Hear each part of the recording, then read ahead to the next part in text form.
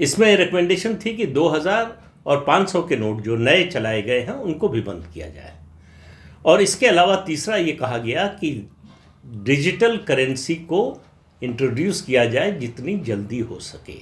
अब ये अलग बात है कि 2018 में चंद्रबाबू नायडू और भाजपा की खटपट हो गई। चंद्रबाबू नायडू जो है कुछ ज़्यादा महत्वाकांक्षी हो गए, उन्होंने सरकार के खिलाफ ही मोर्चा खोल दिया और एनडीए से अलग हो गए। एनडीए से अलग होकर उन्होंने 2019 का लोकसभा चुनाव यूपीए के साथ लड़ा और बुरी तरह से हारे। लोकसभा में भी हारे और विधानसभा में भी हारे।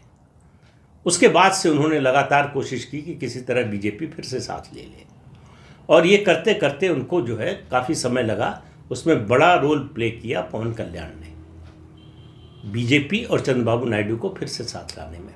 मैं एक बार आपको पहले बता चुका हूँ, फिर से याद दिला दूँ कि चंद्रबाबू नायडू 3 बार मुख्यमंत्री बने हैं। एक बार अपने ससुर एनटीआर की पार्टी को तोड़कर, चुनाव से नहीं।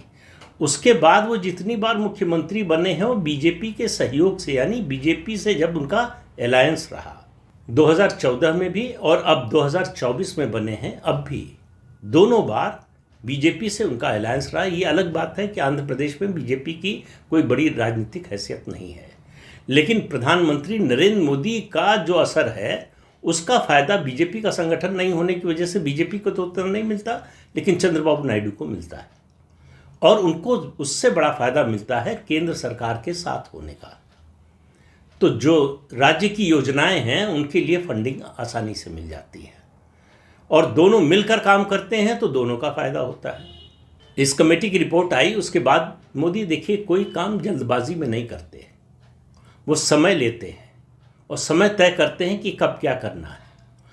2023 में रिजर्व बैंक ऑफ इंडिया ने 2000 के नोट बंद कर दिए, कोई हल्ला हंगामा नहीं हुआ। पहले क्या किया, पहले 2000 के नए नोट छापना बंद कर दिया। फिर आरबीआई से कहा कि बैंकों में जो 2000 के नोट जा रहे हैं जब वो वापस आते हैं तो उनको फिर से मत भेजिए बैंकों के पास। तो सर्कुलेशन से धीरे धीरे 2000 के नोट कम कर दिए। अब 2000 के नोट उन लोगों के पास रह गए थे जो ब्लैक मनी के रूप में इसको स्टोर कर रहे थे। तो एक दिन घोषणा कर दी गई कि ये तारीख है, इस तारीख तक आप बदलवा लें, नहीं तो 2000 के नोट फिर हम नहीं चलेंगे। तो 2000 का नोट कितनी आसानी से, सरलता से बाजार से गायब हो गया, चलन से बाहर हो गया। देश में कोई हो हल्ला, कोई हंगामा नहीं हुआ।